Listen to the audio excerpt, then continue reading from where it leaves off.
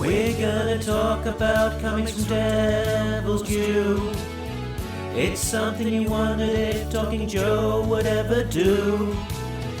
I guess we'll explain it all to you. Gonna take some time to read the books we've never read.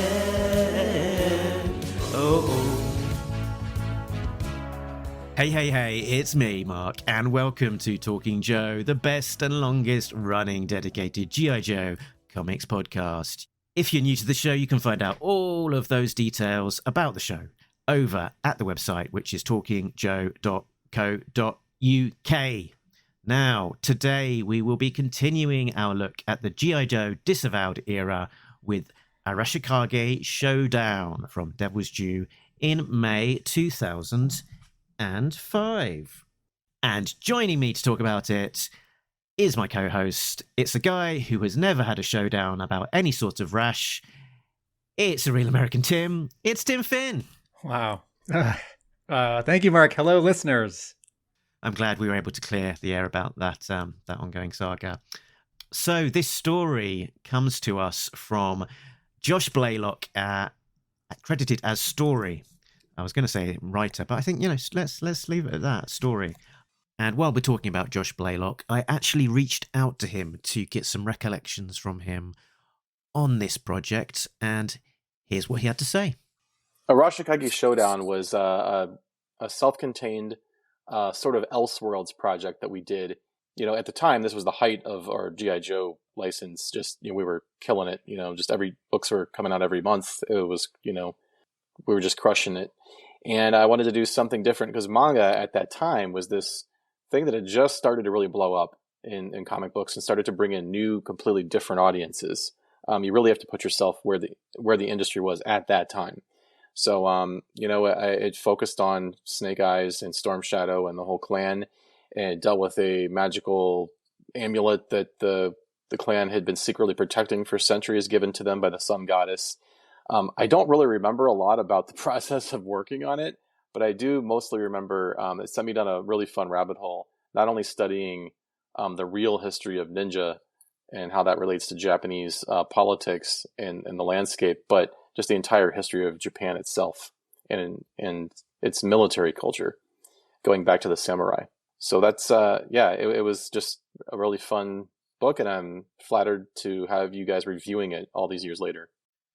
Thank you, Josh. Big thanks for that contribution and your support of the podcast. Now, continuing the credits. Next up, art, Chris Lee, Lie, with Tony Tamai, Anthony Spay, Ramanda Kamarga, and Dove McHargue.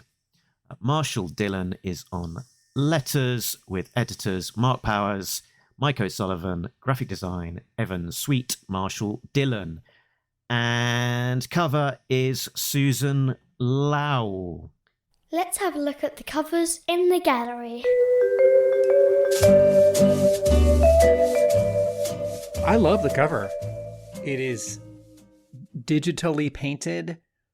Snake Eyes is holding an Uzi in one hand and away from us and thrusting a sword toward us. Behind him is a Japanese temple, and there is some foliage, and we're looking up at the building. We see Snake Eyes only from the knees up, so he fills a good 2/3 of the cover, and then there's beautifully painted sky behind the building. And the color scheme for all of this is sort of autumn. It's autumn sunset. I mean, even though you look at Snake Eyes and you think he's in a black costume, or maybe that's a dark gray costume, if you color pick this in a program like Photoshop, there's a lot of green, there's a lot of orange, there's a lot of desaturated brown red. And Snake Eyes very much agrees with both the foliage, the building, and the sky. It's really nicely done. And yet Snake Eyes pops because there's just a little bit of some highlighting on his sort of top and bottom edges where the sunlight would be hitting him. The logo's cool. Arashikage Showdown is up top. A small GI Joe is on the bottom. It also says Volume 1 on the bottom. Somewhat optimistically. Yes, there was no volume 2, and we should ask some people if any work was done on a volume 2. This format, so this is digest sized, and I don't actually have a like proper $9.99 like Viz manga volume in my other hands to make a precise comparison, like Dragon Ball Z or Naruto. So offhand, I would say this is manga size. Yeah, it's described as digest sized, 5 inches by 7.5 inches, black and white, 122 pages, and it was part of Devil's Due D3 Digest line, which included some other volumes in that size format, apparently. Misplaced and Penguin Bros included. Yes, there's a listing of the other 5 volumes in this format on the inside back cover of this volume. Patrick the Wolf Boy, Misplaced, Penguin Brothers, Shades of Blue. 4 other volumes coming soon to bookstores and comic shops near you. And the cover price of this black and white Joe book was $10.95, and it's a nice object. I like holding it and flipping through it. I'd love it if it were thicker. I'd love it if there was another, 50 pages. I'm gonna jump back for a moment. I believe traditional, $10 manga volumes are 5 by 7. So this is just about that size. One last comment about the cover. As much as I like the drawing and the painting, the composition does feel there's some negative space up and left of Snake Eyes and to the right of him under a sword. And not that this needs bursts of text, but I do feel like when sort of balancing places for my eyes to rest, but also populating the image with, quote, value, whether that's a burst of text or some other character or prop, I do feel like 1 or 2 more things could be happening in this cover. In terms of technical drawing skill, Snake Eyes' visor is not symmetrical. The 3 grooves that are cut in it on the left side come closer to the center and are also sort of a little lower on that plane. So I don't think Snake Eyes is like precisely looking at us straight on, such that you could do a like precise mirror image comparison of the left and right halves of his head. But, he's like 99.5 degrees perfectly on axis. And his visor is a weak point in this drawing. The back cover loses some points because it is a repeat, though a zoom in, of the front cover. And I think unless you're going to treat it really differently, like apply a filter where it's black and white, or it's like Ben-Day dots, like a printing screen, like when you look up close at old comics, or something like that. I actually would have rather the back cover just be black with the text and the barcode that it does have, or, like one panel from the issue. When a book repeats the cover image as its back cover, that says to me slightly amateur or sort of ran out of time mistake. And that's a bummer because the front cover is so nice here. And I like the package overall. Very good. Let's do one more thing. Okay. Although, do we have any confirmation on how to pronounce this name? You said Chris Lee. I had thought it might be Chris Lie, L-I-E. Yeah, it's probably Lie, isn't it? We don't know, and apologies to this talented artist and his friends and fans if we're getting it wrong. So you pointed out that there are 4 additional artists listed, and I think what that means is they're helping with gray tones. Maybe they're doing some background inking or drawing of whole panels where something less important is happening, like it's just a hand, throwing a throwing star or something. I do note that on the spine of the book, Blaylock and Lie, artist Chris Lie, are credited, as is the first of those 4, let's say, art assistants, Tony Tamai, which might suggest that of the 4 people who did additional artwork, he did the more important part of it or more of it. Mm-hmm. But we may never know. I said story, then I was about to say writer, Josh Blaylock, and then I corrected myself and left it as story.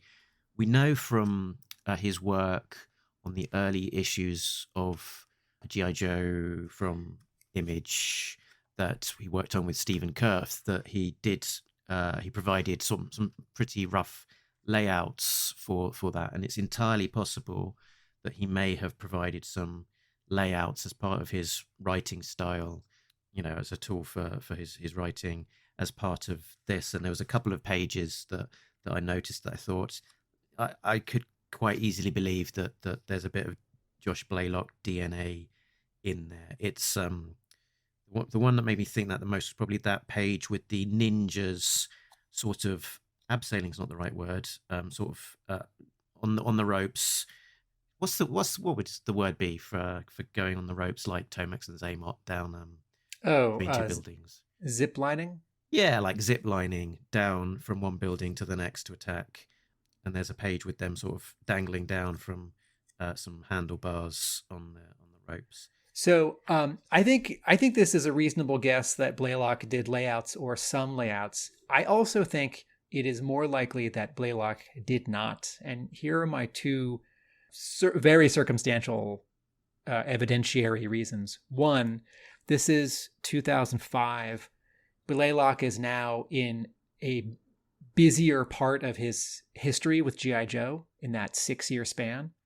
And when we interviewed him, he told us, he part of him, handing over the monthly book to Jerwa was because there was just so much to do with the company. Also, Chris Lai attended the Bandung Institute of Technology, which is a school in Indonesia for architecture. And I think it's possible that Blaylock just sort of, handed over the story and then did the script or did the full script, just sort of leaning on Lai's talents. So Chris Lai now in 2023 is a concept artist and founded Caravan Studio, which provides movie visuals for Netflix and Star Wars and Warner Brothers. Most recently, that studio worked on Shazam! Fury of the Gods, which, whatever you think of the movie, like that movie came out 4 weeks ago, and that was a big deal. Lai has designed toys like Transformers, and after he attended Bandung Institute, he got a Fulbright scholarship and went to SCAD, the Savannah College of Art and Design, which is in Georgia in America. SCAD has a sequential art, that is comics, undergraduate degree, and at the time was, I'm sure, the only school in the country that did. Schools had illustration programs, they had comics classes, but SCAD had the only comics major. It's where Robert Atkins went as well. Right. And I'm looking at an article from the JakartaPost.com, and indeed, Mike O'Sullivan, who is credited as one of the editors on this book, also went to SCAD. Right. Okay. So doing this timeline a little out of order. Attending the prestigious art school for comics artists opened up many opportunities for Chris. He had the chance to meet top artists and learn from them in person. Two were Klaus Janson and David Mazzucchelli. Quote, they were invited by my campus for a comic art forum. Both Janson's New York and Mazzucchelli is like New York or Massachusetts or Rhode Island. Quote, they were invited by my campus for a comic art forum during which the students could show their portfolios. I can't remember what Klaus said about my work, but what I learned from Mazzucchelli was his innovative way in producing artwork, unquote. At the school, he also secured an internship at the Chicago-based independent comic book publisher Devil's Due Publishing. From there, his career in the international comic industry took off. He was trusted to become the designer for the new GI Joe series while getting work to draw illustrations for Archie Comics. And then he formed this studio Caravan in 2008. So what are we missing? Did he work on Sigma 6? Oh, right. Yeah. I guess that that would be the main series at this kind of time. It's possible that, quote, GI Joe series, designer on a GI Joe series is the way that a newspaper that's a little unfamiliar with comics might actually describe the artist of a GI Joe graphic novel, a comic book. Yeah, it looks like he's credited as an artist on the Sigma 6 comic book. Okay. I have all those issues on the other side of the, just 5 feet away from me, but yeah, it looks like he's the main artist of GI Joe Sigma 6. Okay. Devil's Due. And that's 2005, so that's around the same time as, okay. Yeah. I was just looking at an article about Lai, and it says that the GI Joe Sigma 6 toy line was designed by Chris Lai and sort of gave him his big break into the industry. And aside from the original toy design, Lai worked on the packaging, style guide, store promotion art, and comic books and DVD cover. That's incredible.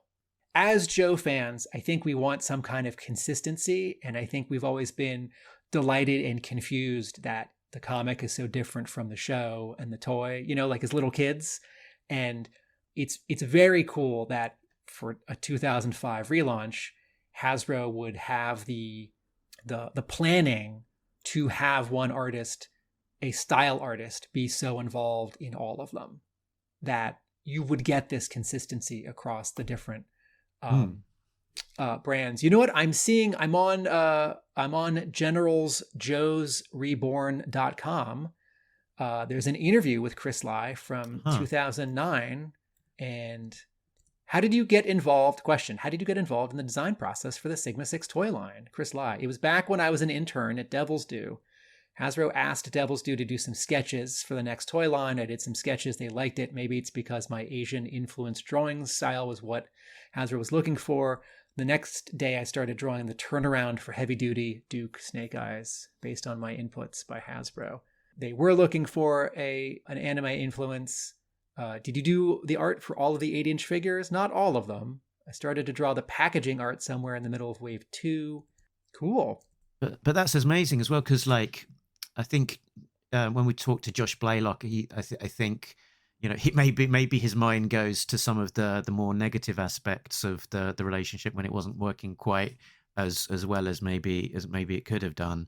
But this that just goes to show the strength, its height of that relationship, where Hasbro are relying so heavily on creative from Devil's Due to inform the line. And I think it's around this time that I think sort of Brandon Joa was also doing a couple of some of the writing for the comics that came with the toys and doing some of the file cards and stuff like this. So this is probably in this era must be kind of towards the height of the relationship working well.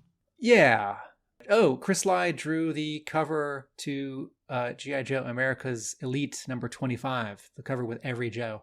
Okay. That cover held for a brief amount of time the record for the most characters on a comic book before being toppled by issue 300 and Jamie Sullivan. Right.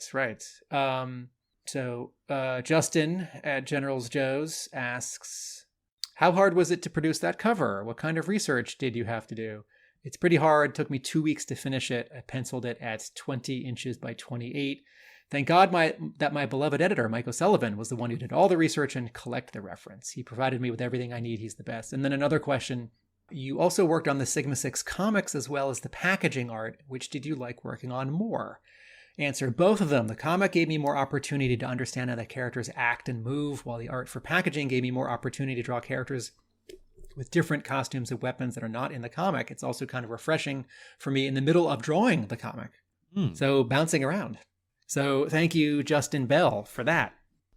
All right. So this is part of why I wanted to have this background on him, is because sometimes we talk about artists on GI Joe that we're not familiar with, and we just sort of fumble around.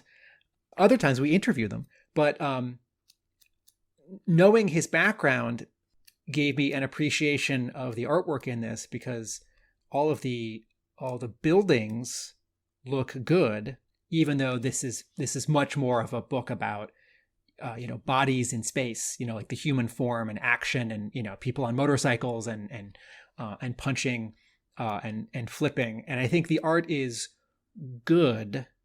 There's a lot of detail.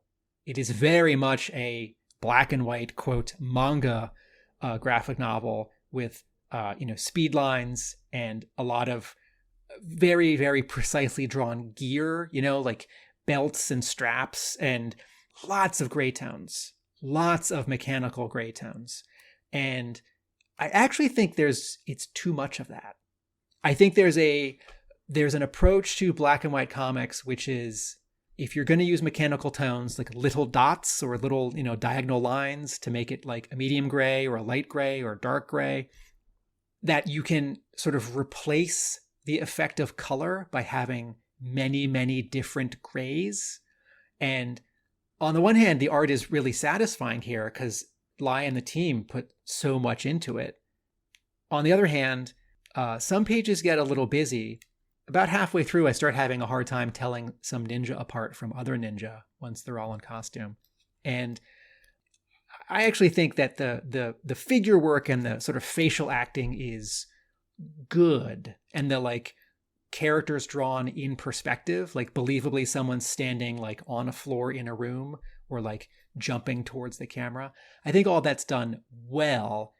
It's not the best. It sometimes feels like a little characters are like a little bit too short, or a space is like a little bit too the perspective is a little bit too pinched. It's quite good, but Mark, what do you think of the art? Yeah, I mean, I like a lot of it. I think it's quite pleasing. Sometimes I could had a little bit of trouble tracking which character was which, in part because you don't have the shorthand of the color to you hear that? An ice cream van's going past. you don't have the visual shorthand of the color sort of letting you know that Scarlet has got red hair, and so that you don't have that. But the art for the most part is quite pleasant. I'm not sort of, I'll get onto this, I'm not sort of necessarily a massive fan of sort of like the manga style generally, but I found it, that this, for what it was trying to be, worked well. I definitely take your point about the grey tones, that a lot of the time it seems to work well, but an awful lot of the time as well, it seems like there's just too much in the way of tones, which if everything is coloured in grey, then you kind of lose some of the effect that you'd want perhaps some of the foreground characters to pop more against a contrasting grey or white background, for example. But generally, I thought the art was quite nicely done, except for the actual outlining of every character. The actual outline around the camouflage on Nunchuck's sleeve, or the actual outline of a gun or a rope. There is no black in this book. Okay, I see one panel. I'm not sure I agree with that. All right, let me rephrase that. There is a lot of dark gray in this book. There is very little black. Like spotted black. Yes. Yeah. There's very little shading. Solid black in this comic. The night sky, not black, dark gray. And in the early pages, on page 11, which is on left side where Scarlet is holding the little like ninja toy when she's on the back of the motorcycle, I'm seeing a tiny bit of a moire pattern in Scarlet's hair, which is an effect that you'd get from the like distance between the dots that make up the tone of her hair. Some of them print like slightly bigger, and some of them print slightly smaller, and it almost vibrates. And you get this when something like the mechanical tone has been applied on the original artwork or in Photoshop, and then over several stages you're like resizing or reformatting the artwork so that it actually prints at the size that you want.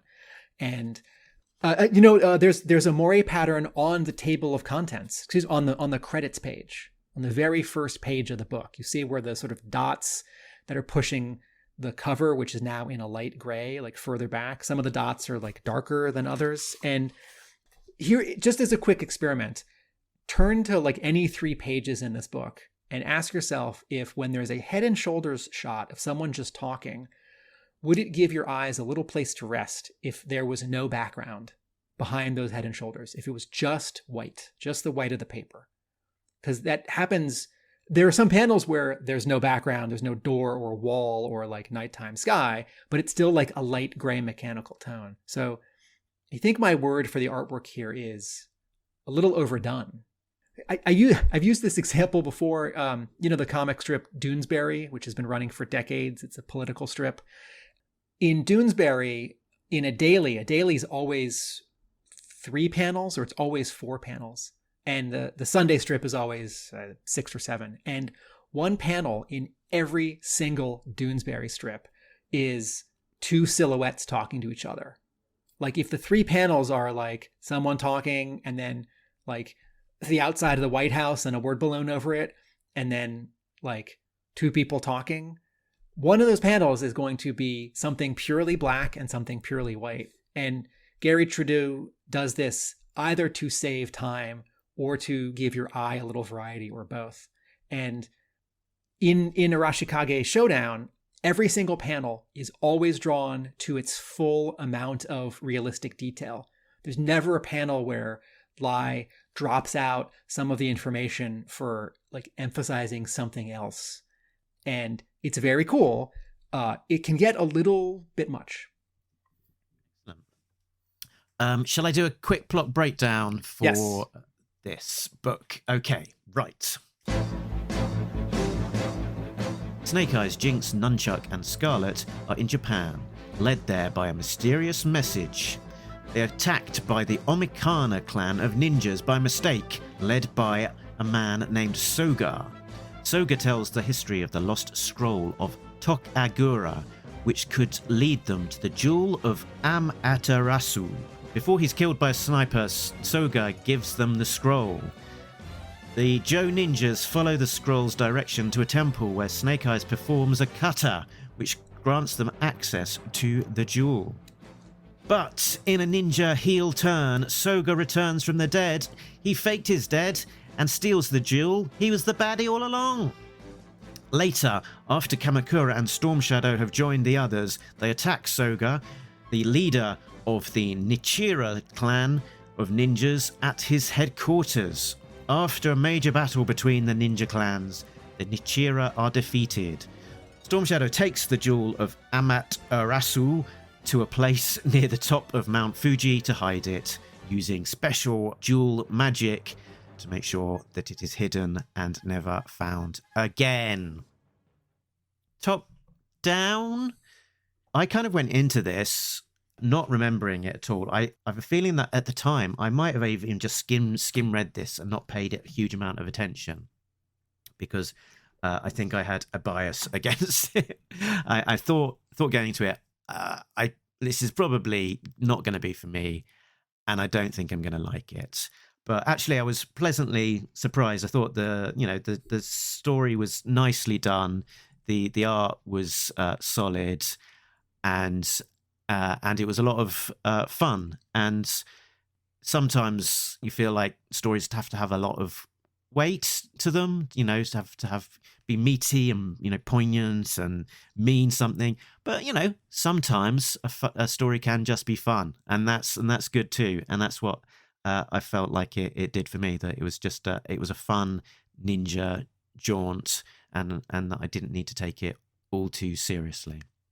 I think of this book in this particular category, which is GI Joe one-offs that are attempts to try something new, mm-hmm. and that don't work. I mean, sort of business-wise, right? Oh, right. Okay. There isn't another one, right? There Yep. isn't a volume 2, and that are mostly forgotten and are sort of creatively, they're good, they're okay. The 2 other things that I put in this category are the IDW GI Joe original graphic novel. Is it Neo Noir? I think it's Future Noir. Future Noir, thank you. And the Ninja Battles DVD, Right. which came out in 2004, and it was in a box set, and it came with a comic and 1, 2, 3, 4, 5 figures. And I have never watched this DVD because a friend of mine watched it and said, it's not really animated. It's just sort of, it's like an animatic. It's like, you know, they made like a reel out of comics panels. So there's a lot of still images with like sound effects. And I have never, up until today for this episode, I've never read this Devil's Due digest, because I think I flipped through it a few times at my friend's house or, you know, at a store many, many years ago, and thought, oh, you know, this isn't for me. This is trying to get sort of like a newer or younger person into or back into GI Joe. This isn't, I mean, it doesn't exclude me, but this isn't primarily for people who were already reading the Devil's Due issues, who had already read the Marvel issues. So my top down is sort of cynically, I'm ready to not care.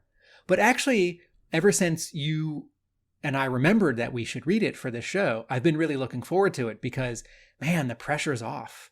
It not only does it not have to really fit in the sort of Hama Marvel continuity, it doesn't have to fit into the Devil's Due continuity. Technically, it does. There's nothing in it that, you know, betrays the Devil's Due continuity, but you know, it is, you know, and it's building on the likes of Jinx living in Japan and sort of having that sort of black sort of sneak suit, and you know, there's the Storm Shadow Devil's Due design and stuff. So it sort of definitely sort of fits within what Devil's Due have established in the look and the characterizations, and all that kind of stuff. Yeah, and I think it, you know, in the same reason that GI Joe World on Fire, written by Paul Allor, was a very good idea to try something different, to try and get an audience that might not be interested in, quote, regular GI Joe or any version of GI Joe that had been around for, you know, more than 5 years. This is something that sort of anyone can come to and dip their toe into and take or leave. You know, if this had been really popular and they'd done 2 more of them, I would be really excited because, you know, even bad GI Joe stories or GI Joe stories I'm not interested in, you know, I want there to be more to sort of, you know, grow the brand and entertain people. Top down, this was a pleasant read. I wasn't skimming it. I was reading it.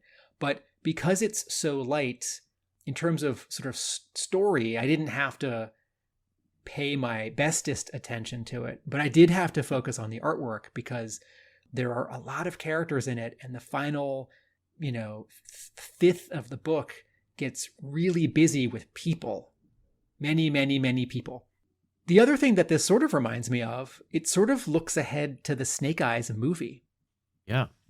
It doesn't use any of those characters. It doesn't have, you know, Snake Eyes as an Asian guy with black hair who talks. It's not an origin for Snake Eyes, but in the sense that it is... The other thing that this reminds me of, and I think this is part of why I wanted to read it this week for this episode, it reminds me of Snake Eyes Declassified, the Brandon Jerwa miniseries, where it's like, is your version of G.I. Joe more ninjas than have we got the story for you?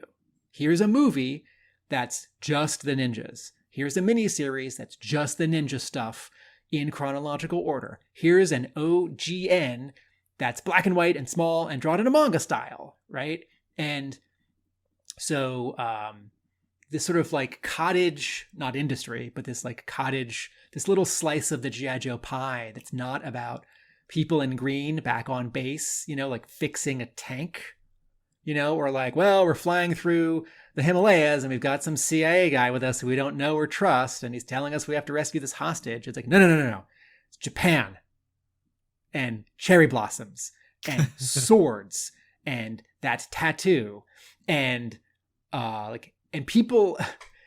One of the reasons why the ninja stuff, when there gets to be too much ninja stuff, I think there's too much ninja stuff. one of the sort of symbols for me is when characters who are ninja keep saying the word ninja. And I don't know any ninja, so I don't know if that's realistic, but let's take an analogy.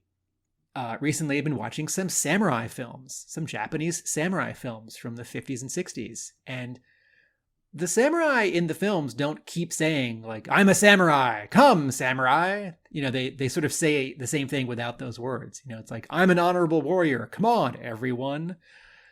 And sometimes when the ninja in GI Joe keep referring to like let's ninja on out of here, or like sorry Scarlet, you're a ninja but you're not a ninja, so can you ninja on out of here so we can ninja this door open and ninja the ninja. It's like this word is starting to lose some of its, you know, coolness. And in fact in the Marvel Netflix Daredevil and Iron Fist and Defenders, it seems like all the characters go to great lengths when they're describing the Hand, I'm talking about the TV show, not the Marvel comics, to not use the word ninja. They just say the Hand, these like ancient warriors or a clan or a conspiracy, right? And they're definitely ninja. Very good. Yeah, I don't know, Tim, what your mileage is like on manga more generally. Most of my reading and collections are not manga. I think, you know, probably it's a stereotype, but it's probably a fair stereotype that sort of the you know, hardcore comic, you know, Marvel superheroes reader and your manga reader are fairly different demographics. You know, the sort of not too much crossover between the audiences, and that's probably part of the reasoning of doing something like this, of trying to tap into that manga reading audience.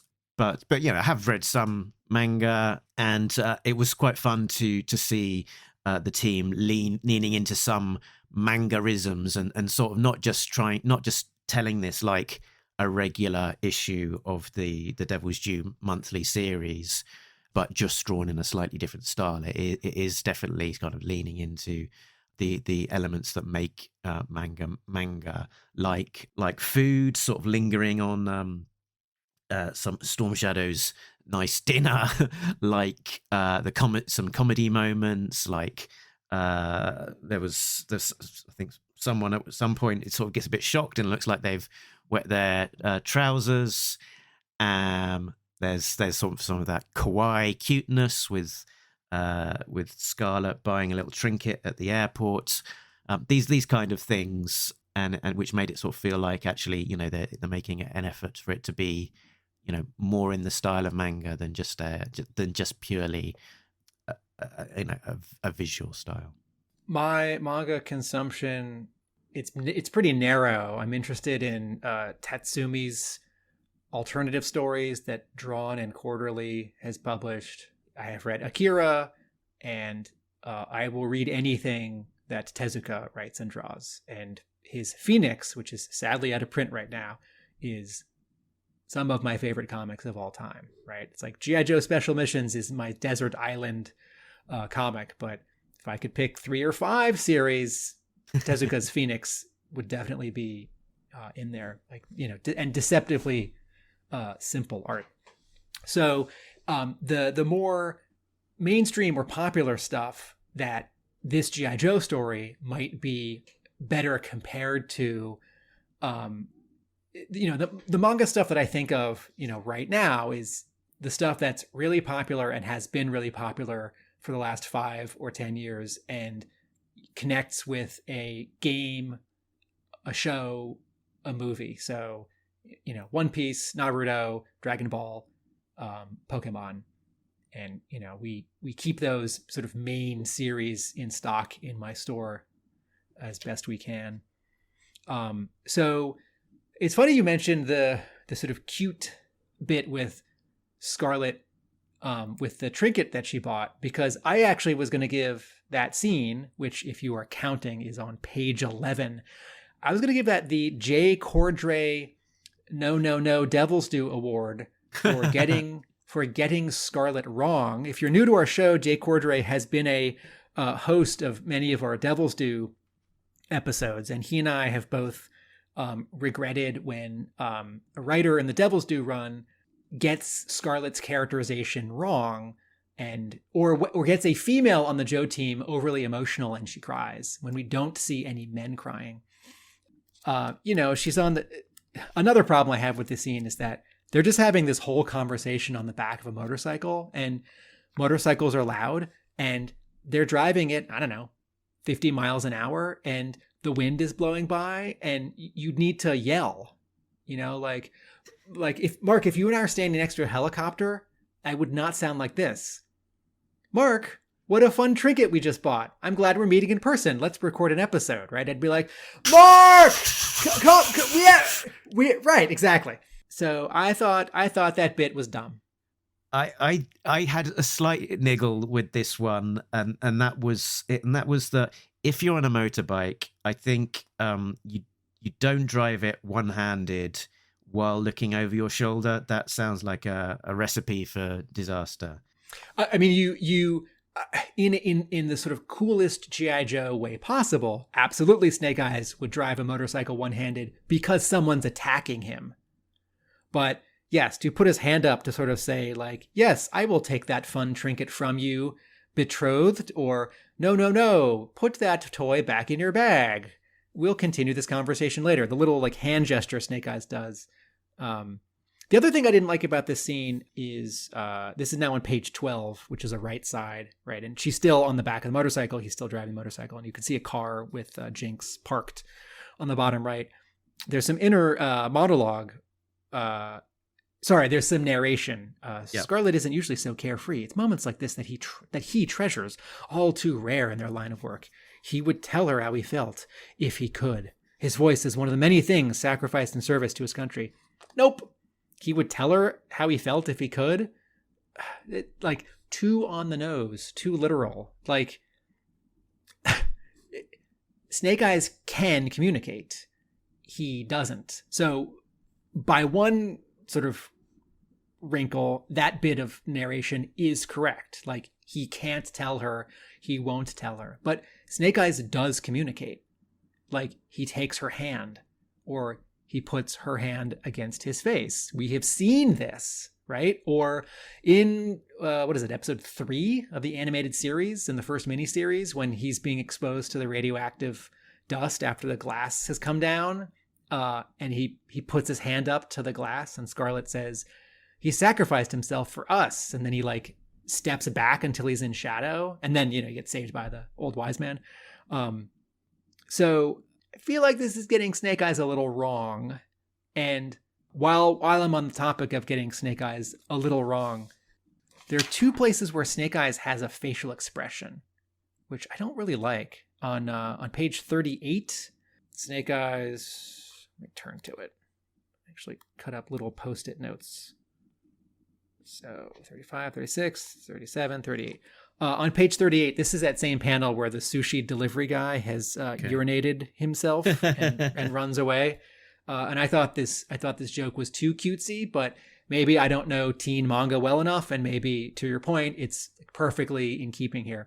So the sushi delivery guy, who's also holding a sword, which seems like, I guess it's a prop sword, but like, wouldn't a delivery person just have both of their hands free so they can hold the bag and take the money? Anyway, so he runs away, and then there's a reaction shot to the four Joes who feel embarrassed that they just scared this civilian with their guns, and Snake Eyes has this like disappointed, surprised, like wah face, and it's like, Nope, I don't want to see. This goes back to sort of him being inscrutable. I don't want to see Snake Eyes make an expression. If you fixed his face, I want him to sort of not use his face. Like in the Marvel run, he would wear a mask that looked just like his face. And so he was inscrutable, or he's wearing his black mask and you don't know what he's doing. And then this happens again on page 77.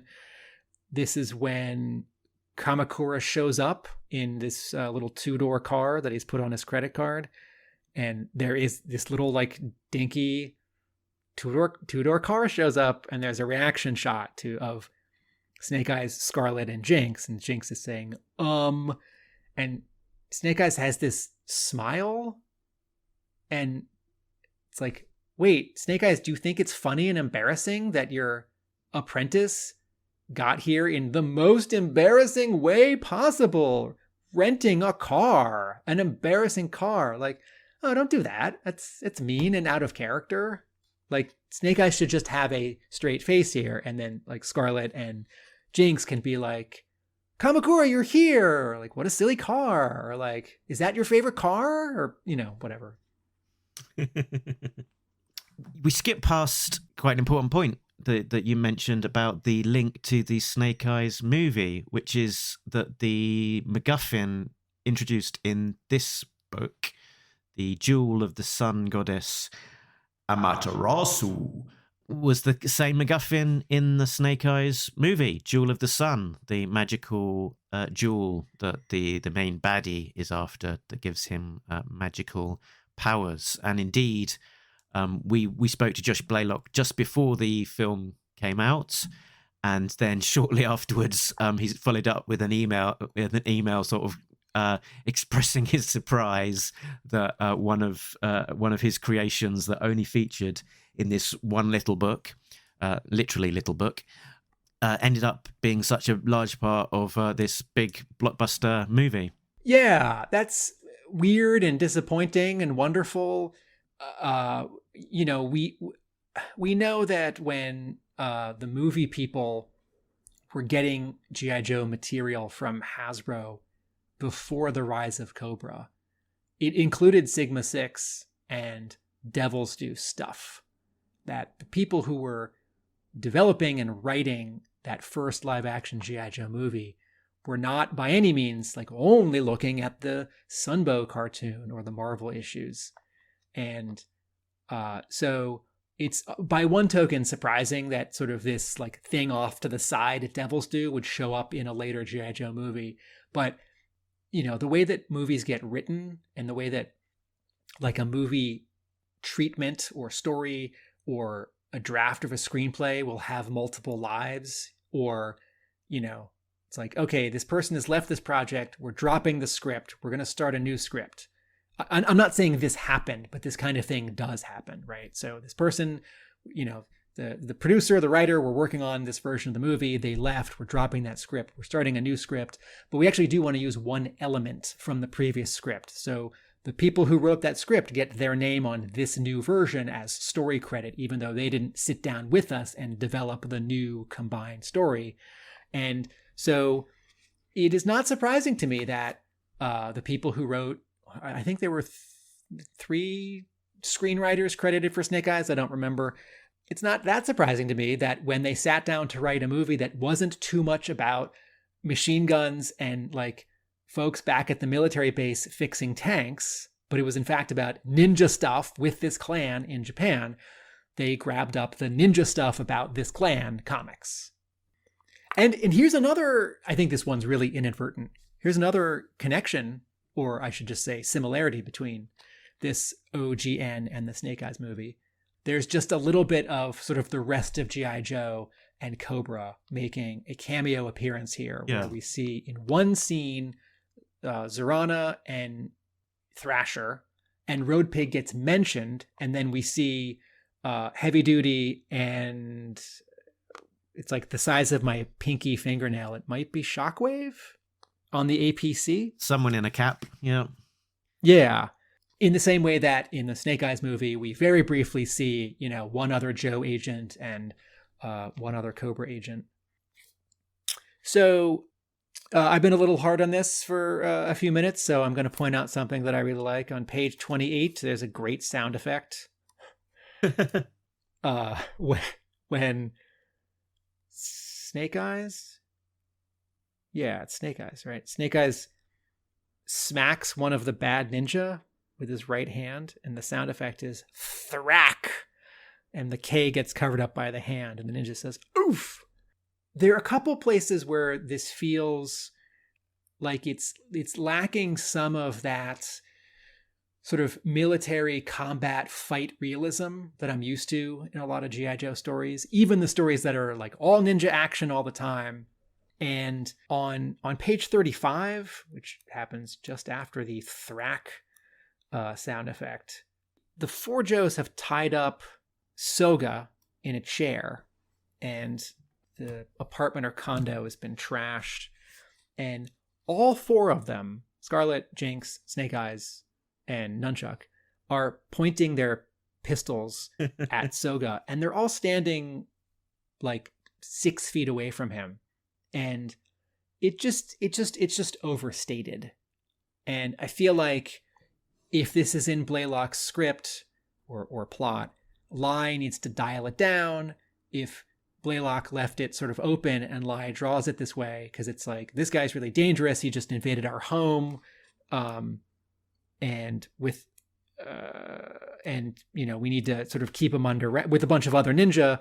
It's like, no, that's not what you would do. Like, no, he's already been tied up. Like, one person would have their gun on him, and the sort of like everyone is amped up to 100%, you know, and Scarlet even has her arm completely stretched out, and it's over exaggerated and sort of breaks the illusion for me. Like, oh, this isn't what they would do, so this must not really be them. This isn't the like real Scarlet, because Scarlet wouldn't do that. It's like, no, what the line of dialogue, rather than moments later, okay, now that we're all comfortable, start singing, Birdie. No. You got him tied up. I think the line of dialogue is something like, Snake Eyes just checked those knots. There's no way Soga is getting out of here. Or there's no way this guy's getting out of here. Now talk, you know, or like we're putting our weapons away, but if you try and escape, we will cut you in half. It's like this, like the gun thing is too much. And then later on page 64, which is on the right side, it's this is the page where the four Joes are looking up at a hole in the ceiling in the temple right after they've seen the actual two dragons with the giant like statue of the lady holding the jewel, the sun goddess. So on page 64, Nunchuck is pointing his machine gun up at the five ninja who are at ground level looking down at them through the hole in the ceiling. And Nunchuck is holding his machine gun one-handed and with his arm completely outstretched. And that's not how you hold a machine gun. And yes, it's just like pretty nitpicky. It's like, oh, Tim, it's a ninja story. Come on, just turn your brain off a little bit and have fun. It's like, yeah, but it's a G.I. Joe. I mean, if you just took the word G.I. Joe out of this and put in any other like military term, you know, like Green Beret, Arashikage Showdown, or like Sergeant Rock Showdown in Japan. It's like, nope, that's not how you hold a machine gun, because you can't. Because if you fire it, it's gonna go all over because of recoil. Like, no, you need to put it against your chest or your side, or you need your other arm. And in fact, the cover of this very book, it demonstrates, okay, if you want to hold a machine gun with one hand, it's got to be a smaller machine gun like an Uzi. And that's what Snake Eyes has on the cover. I think it might be, is it a Mac 10? A Mac 10. Sorry. To me, they're interchangeable. And I apologize to people who like guns and know the differences more. I like that all the Joes get into their Joe costumes. And this happens on page 48. So about halfway through the book. I'd love to see them in costume for more of the book. It's totally reasonable that they're in their civilian clothes at the beginning. I was a little worried that they weren't going to get into their clothes at all, their costumes. And I want to go back to a point you made at the beginning. Part of what G.I. Joe is for me is the costumes and the color.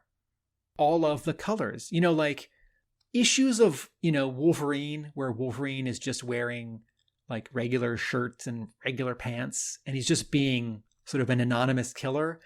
Those can be great, but it's always a little thrilling to see him in costume. And certainly when he's in Madripoor in, the first issues of his solo series that starts in, is it 87? And he's like pretending to be Patch, where he's just like a guy, right? Like in this Asian city. Like it makes sense because he's trying not to be Wolverine or because the X-Men are thought to be dead in the continuity at the time. But even Uncanny X-Men 275, the double-sized Jim Lee issue just before Jim Lee leaves Uncanny to launch like just X-Men, like adjectiveless X-Men #1 in August of 1991. In Uncanny 275, on the cover, all the X-Men are in their sort of, quote, generic yellow and blue costumes. And that's cool because it's different.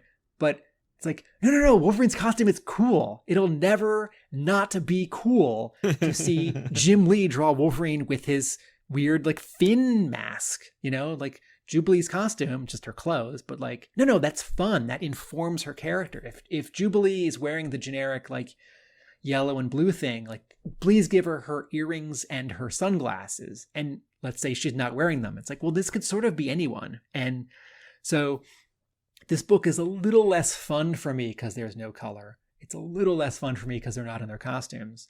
And then to the point you made at the beginning, because there's so much gray and gray tones and there is no color, it gets hard to tell who's who. And so in the final battle, I was a little emotionally disengaged, just sort of like, yep, someone's jumping, someone's kicking, someone's slashing. I bet the good guys are going to win in 20 pages when this is over. And that's where I come back around to wishing that Chris Lai in his artwork and Josh Blaylock in his plot and his scripting could give more room and attention to more carefully choreographed fighting. And my sort of like proper example of this is page 101. This is on the left side if you've got the actual book in front of you. The top 2/3 of the panel are a big 2/3 splash. There's no dialogue. It's just a bunch of ninja sort of, it's Jinx, Storm Shadow, and Snake Eyes sort of in the air, kicking, jumping, slashing, and some ninja all around them with some like burst lines behind them. There's no background. And then the bottom third, Jinx is saying, she's back to back with Storm Shadow, and she says, I guess we should have planned for an extraction chopper on the roof. What honor would there be in planning to flee? Sigh. So that top 2/3 splash, there isn't much or any thought put into where everyone actually is standing and what they actually would need to do, placing this foot here and jumping off of this table here and turning and spinning and slashing this guy here, but also punching that guy there. It's just like, I'm going to draw a bunch of panels and pages of like jumping and kicking and slashing. And in most of them, the ninjas are being like parried or kicked or pushed away, or they're like slashing and they're not going to connect. And so it's missing a lot of specificity. Now, as a small counter, there is one panel which is exactly what I'm looking for, and that is that's when Snake Eyes is in the stairwell. I'm going to say on that half splash that you were talking about, just to illustrate the point, if you look at Jinx's sword, how it connects with the enemy's sword, it's sort of zooming out and sort of squinting at the page. It all looks all right, but then you start looking at some of the details. Yeah, it's behind it, so it's not really practical about how you would be swinging a sword and having it actually parried. Yeah, and I remember there was this exchange between that guy who's written many GI Joe comics, who knows how to hold a sword, and a guy who had drawn some very ninja heavy issues of his GI Joe, where Hama posted a pencil thumbnail or breakdown he did of a page where I think it's where Don Marino is sort of fighting 4 ninjas all at the same time from issue 250 of GI Joe, and Hama says, I think this was a Facebook post, he says, I did this layout for the artist who ignored it, and Nitho Diaz drew that issue, and his version of that page is quite similar. But he actually changed a few small things, and I think Hama really noticed that. Because in Hama's mind, it's like, no, your like right foot is where your weight is, and you need to be standing on your right foot so that your left foot can be a counterbalance and you can slash here. And the artwork is very nicely drawn in the final page, but Diaz I think, looked at it and thought like, yeah, I'll do that, and did like 85% of it. And Hama thought when he saw it, like, no, it's not what I was intending. Yeah, it's more specifically that I think Hammer is focusing on like the physicality of, what you would actually need to do for those poses, whereas Diaz is a bit more focused on what looks cool to draw. Yeah.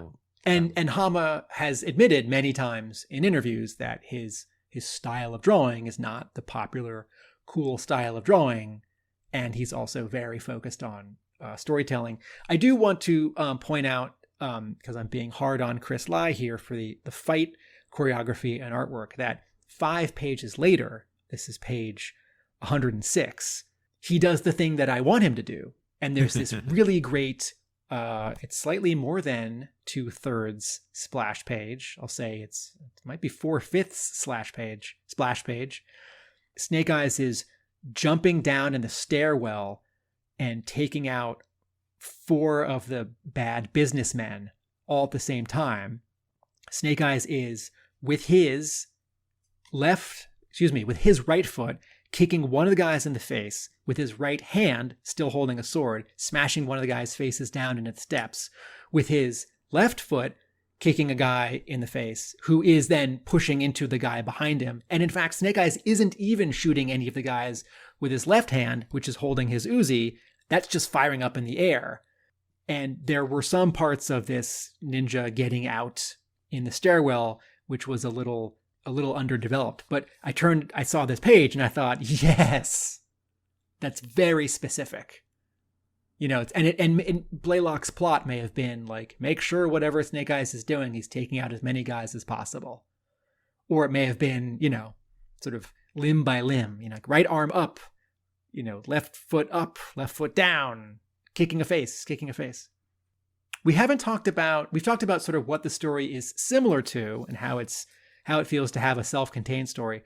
Mark, what did you, and how it's a certain feeling of story because it's manga. Mark, what did you think of the actual story? That these Joes go there, we discover this thing about the clan, there are these other ninjas, and then there's a fight. What do you think about the story? It zipped along, and I think I followed it for the most part, and enjoyed it.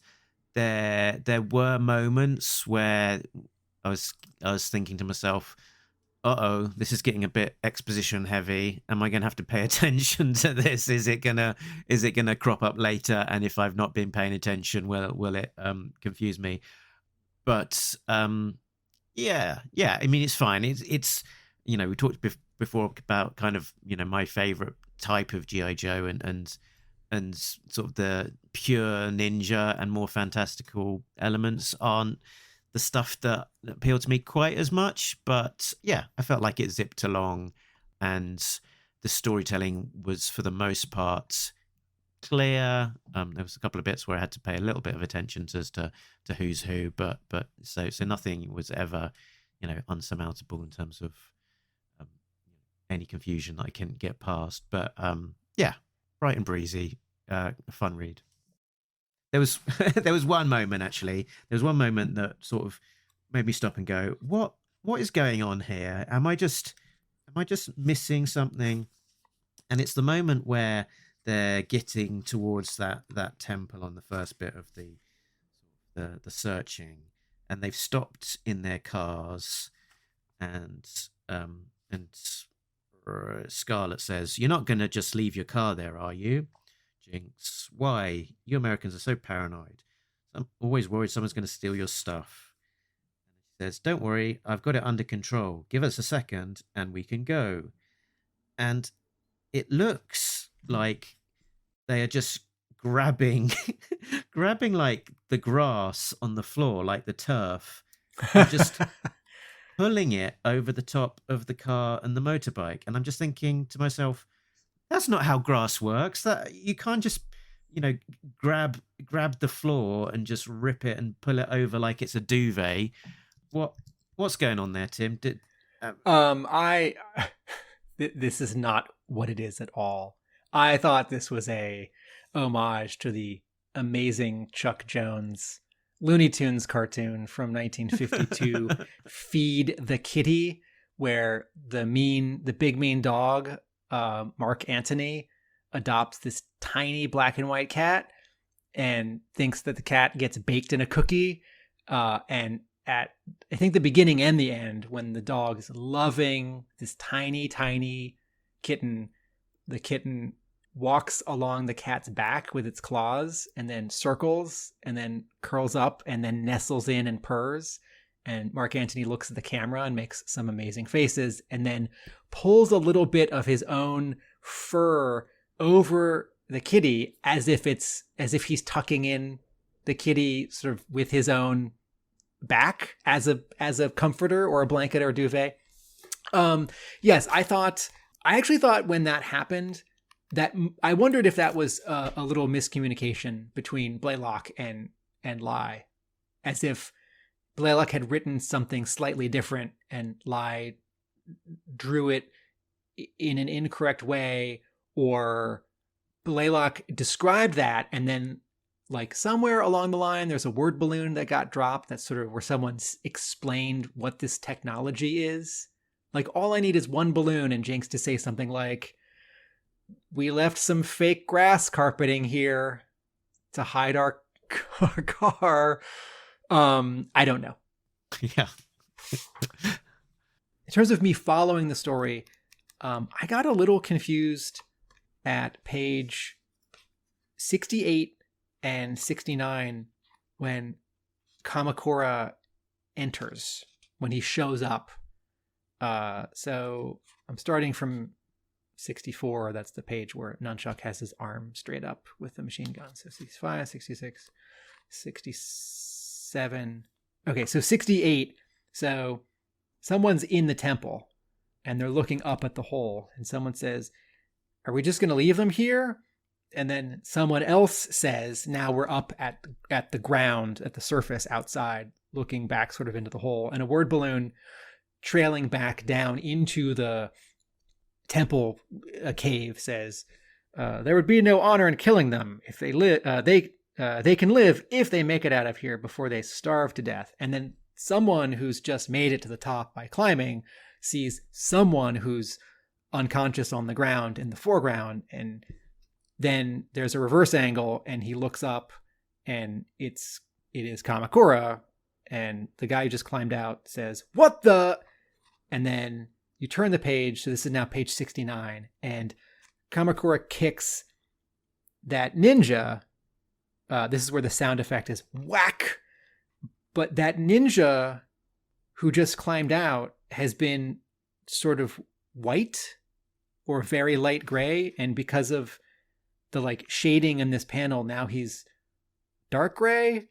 And then Snake Eyes is doing something, and then sort of the next page I sort of had a hard time telling. So all of a sudden Kamakura is now fighting a bad guy ninja who's in dark gray, and I thought the bad ninjas in this scene were in white, and so I got a little confused about who was fighting who, and that Kamakura had showed up. And this is when I thought, like, that's not what this book is. This book doesn't want to be like a color 3-issue miniseries. This doesn't want to be a $20 normal trim color original graphic novel. This book really wants to be a small manga, quote, original graphic novel. But I got to that and I thought, man, I really could go for Kamakura in his green and purple and his Caucasian and his red tattoo. And then I would know that that's Kamakura, because I have to think about it here. Yeah. And I think you can chalk that a bit of it almost down to a coloring mistake that this a toning mistake. The he's just way too grey when they've been established as being in white, and it sort of just talks a little bit just of an over eagerness to stick everything in grey throughout the entire book. Having now read it, we did sort of our top down. It's like, in terms of marketing and readership, what is this supposed to be? What does this want to be? In terms of, fun and satisfaction, what is it when you actually read it? When I finished reading it, I thought, this very much feels to me like, and Blaylock has said that his version of G.I. Joe, his Devil's Due, does continue the Marvel run, but incorporates the animated series. And when he did that, when Extensive Enterprises gets mentioned very early in the Devil's Due comic, I think it's even issue 1, I thought, this is back in 2001, that's cool, because of all the things that Larry Hama is leaving on the table by ignoring the TV show. And he's totally allowed to ignore the TV show. Extensive Enterprises is like the one awesome thing that I wish he would use, could use. And we have seen so little of him taking on Tom X and Zaymot that for me, Tom X and Zaymot really are who they are in the Sunbow Marvel animated show and movie. When I finished this, I thought, this feels like Blaylock is writing an episode of the show. And it certainly belongs to the Devil's Due continuity, which belongs to the Marvel continuity. So it is like a comics thing. And there's certainly sort of, more guns and injury that you'd see in the comic than you would see on the show. But the sort of the gags that you referred to, the sushi thing and Scarlet being cute with the toy, and the sort of like slightly science fiction-y technology, like the grass blanket camouflage thing that on the show would just get invented and never explained because the show is much more sci-fi than the comic book. And particularly the ending, where I won't spoil it for our listeners, but the way that this magical ancient item is sort of dealt with at the end is, in terms of narrative and Blaylock's writing, a little rushed. I felt like 6 pages before the end, I thought, oh wow, like 3 things need to get wrapped up right now. And they all kind of did, but the ending of the book happened very quickly. But the like actual thing that happens involving the Jewel of the Sun Goddess, I thought was a good ending. I thought Blaylock like tied this off nicely. I was ready for this to have sort of not quite a satisfying ending or a dumb ending. I like actually what happens to I have to look at what it's called, Jewel of the Sun Goddess. But also it felt much more in keeping with the animated show. Yeah, and I think I appreciate that this is kind of its own thing. The manga digest so slightly off to one side of the main series that you can, take or leave. That it can be its own thing because of that, I guess, more fantastical element. If it was,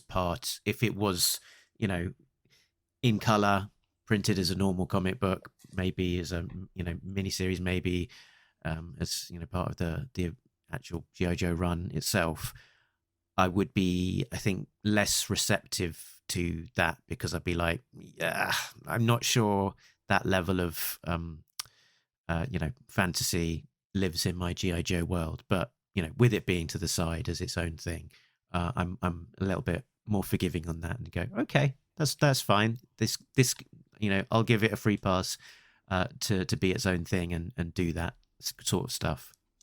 I have another very quick example of how this feels much more like an episode of the show than either a Devil's Due issue or a Marvel issue. And that is on page 103. The Joes need to get away. The Joe Ninja need to get away from the bad ninja because a bunch more just show up. And Snake Eyes points his Uzi down at the floor and shoots it in a circle. Uh-huh. And someone, let's say Jinx, yells, "Snake Eyes, what are you doing?" And so he uses his machine gun to cut a hole in the floor around him, and over 3 panels, the whole, like, he and the little circle he's cut fall down to the next floor of the building. And then Jinx says, "Nice move." And I thought, I mean, they would do that in the cartoon, or they're much more likely to do that in the cartoon than in the comic. And that's, I'm not saying this is a bad thing. I'm just observing it. Like, that's okay. Fine. Quote of the week, quote of the week, quote of the week, quote of the week, quote of the week, quote of the week, quote of the week.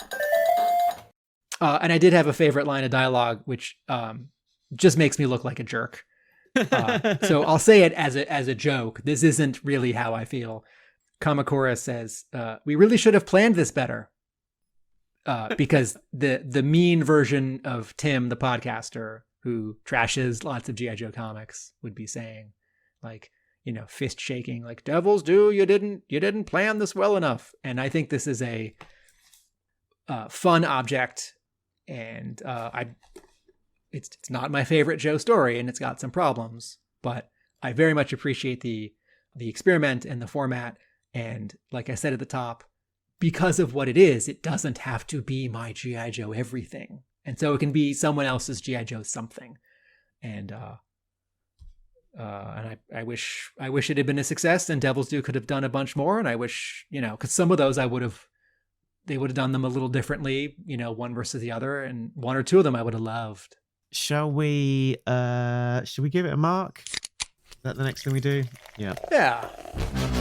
Yo, Joe, cola, not grape soda. It's Yo Joeage time.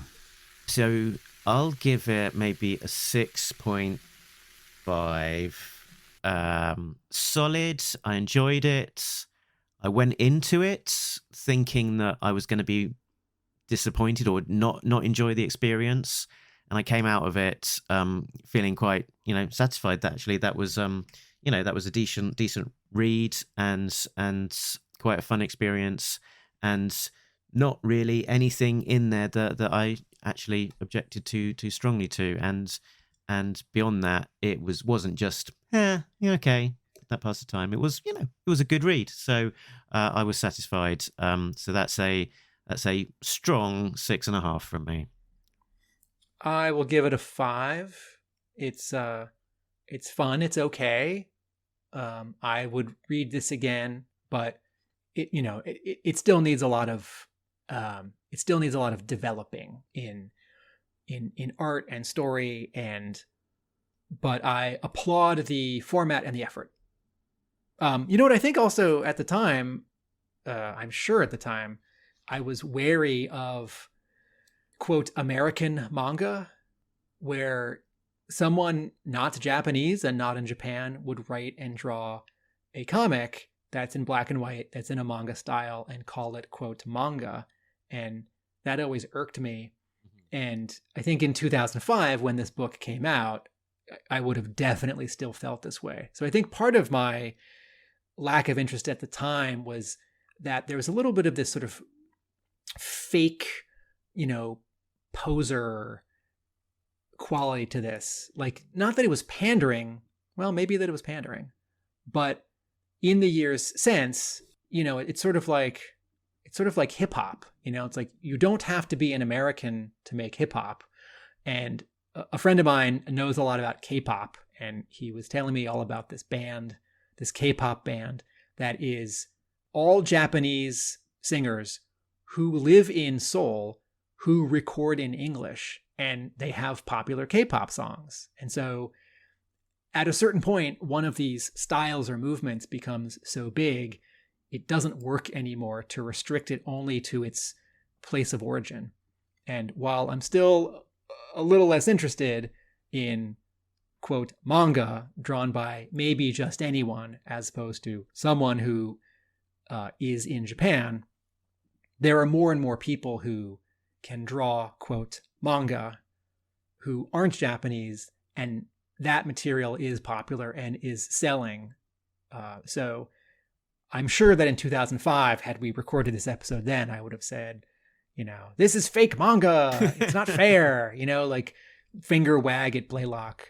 Like this is pandering. But I'll say one more time, I appreciate the effort to do something different. That's format wise, that's different.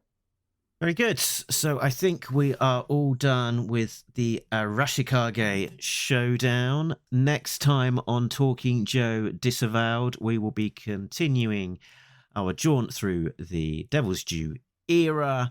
And I think the next comic that we will be covering will be America's Elite, issue 0. But we'll probably linger on issue 0 on its own, and then maybe do a couple of issues at a time after that. Yeah. And then in other shows, just more fun and surprises besides. Tim, where can people find you when you are not talking about G.I. Joe to me? video essays on TV and film at our YouTube page, Atomic Abe Productions, my brick and mortar comic book store. Hub Comics is in Somerville, Massachusetts, and I write about G.I. Joe at arealamericanbook.com. Excellent. And you can find out more about Talking Joe at the usual places. talkingjoe.co.uk is the website that has details of those places.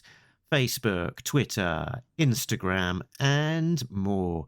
We're also on Patreon, patreon.com/talkingjoe, where backers like Richard, Sam, Jay, Bill, Christopher, Justin, Rob, Brian, and Shane are getting early access to episodes as well as some exclusive content. Now, that is us done. Join us next time, same ninja channel. But before we ninja out of here, Tim will remind us that Nobody Beats Talking Joe, an international podcast. a Ninja International podcast. An Arashikage Showdown. A manga-sized black and white digest. Laters.